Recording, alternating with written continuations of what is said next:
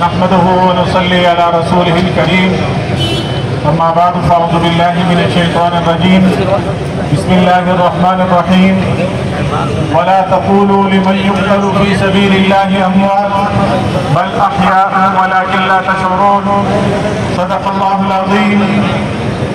آج ہم سب یہاں جمعیت علماء اسلام کے قائد ملت اسلامیہ حضرت مولانا فضل الرحمان صاحب دامت برکاتہم العالیہ کے حکم پر کراچی پریس کلب پر زینت المحدثین حضرت مولانا شیخ الحدیث حضرت مولانا محمد ادریس صاحب شہید نور اللہ مرکزہ کی یاد میں جمع ہیں۔ ان کی شہادت پر ہم سب غم و غصے کا اظہار کر رہے ہیں، لیکن جس انداز سے ہم اور آپ یہاں جمع ہیں ایک ایسی کیفیت ہے کہ سب منتشر ہیں۔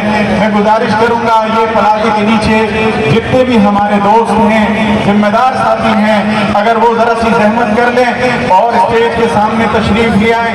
یہ ایک شارٹ نوٹس پہ احتجاجی کال تھی، لیکن آپ نے دیکھا کراچی پریس کلب کا میڈیا بھی یہ ریکارڈ کر لے کہ انتہائی مختصر نوٹ پر جمعیت علماء اسلام نے ایک کال دی اور الحمدللہ کراچی کے کوچے کوچے سے لوگوں کے قافلے نکلے ہیں اور اب تک یہاں کراچی پریس کلب پہنچ رہے ہیں، ابھی پورے قافلے پہنچے بھی نہیں ہیں۔ تو جتنے حضرات یہاں تشریف لائے ہوئے ہیں، یہاں اطراف پر بیٹھے ہیں، استراحت فرما رہے ہیں، ان سے گزارش ہے کہ آدھے گھنٹے اور 40 منٹ کا مزید شاید مظاہرہ بھی نہ رہا ہو، آپ سے گزارش ہے کہ ذرا دائس کے سامنے آ جائیں اور اپنی قوت کا مظاہرہ کریں۔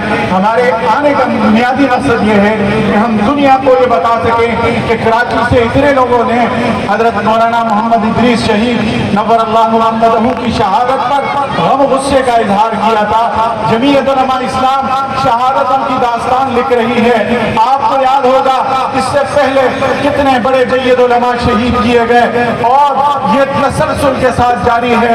یہاں ایک طرف الہادی قوتیں لوگوں کے ایمانوں کو بگاڑنے پر تلی ہیں اور دوسری طرف ملک میں بالخصوص خیبر پختونخوا اور بلوچستان میں علماء کو پرامن شہریوں کو بے دردی سے شہید کیا جاتا ہے۔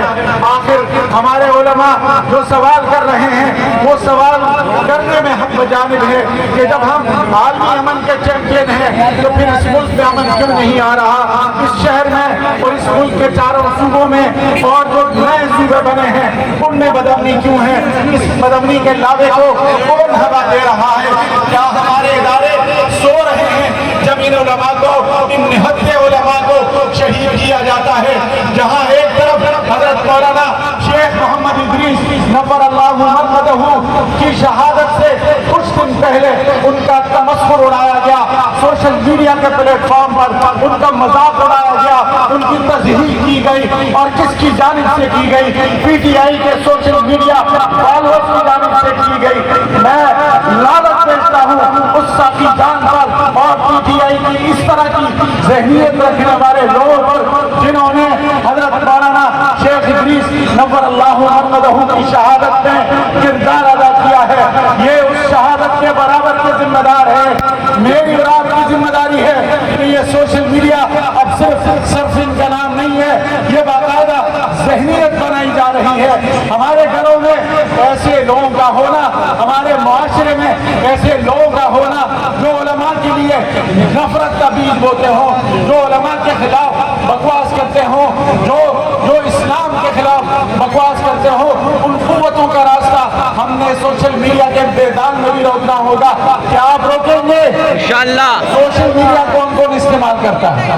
سب استعمال کرتے ہیں، فیس بک استعمال کرتے ہیں، ٹویٹر استعمال کرتے ہیں، انسٹاگرام استعمال کرتے ہیں، یوٹیوب استعمال کرتے ہیں، سارے اپنی جگہ بڑے بڑے لکھاری ہیں، لیکن ان قوتوں کے خلاف ہم نہیں بولیں گے تو یہ قوتیں ہماری آنے والی نسلوں کو کھا جائیں گی۔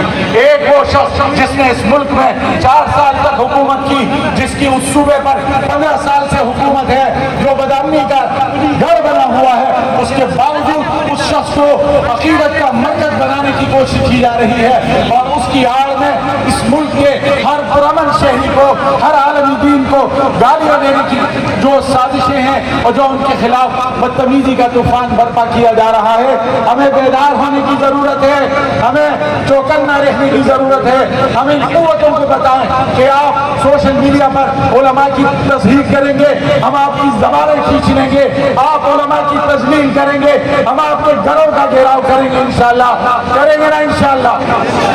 یہ باہر بیٹھ کر جتنے بھی مغلظات بکیں گے، یہ اس ملک میں آئیں گے تو انشاءاللہ العزیز جمعیت علماء اسلام کے ابابیل ان کے ساتھ اپنا حساب بھی کریں گے۔ لیکن یہ ملک کے اداروں کے لیے لمحہ فکریہ ہے، جب ان کی اپنی ذات پر بات آئے تو یہ ملائیشیا سے، لیبیا سے، کہاں سے لوگوں کو انٹرپول کے ذریعے گرفتار کر کے نہیں لاتے۔ کیا آپ اس بات کے گواہ نہیں ہیں؟ لیکن جب کسی عالم کا جنازہ اٹھتا ہے، اس کا لہو بہایا جاتا ہے، تو اس کے قاتل کو اور اس کے ذمہ داروں کو، اس کی شہادت پر لوگوں کو اکسانے والوں کو، اس کے تمسخر اڑانے والوں کو شاباشی دی جاتی ہے اور ان کی پشت پناہی کی جاتی ہے۔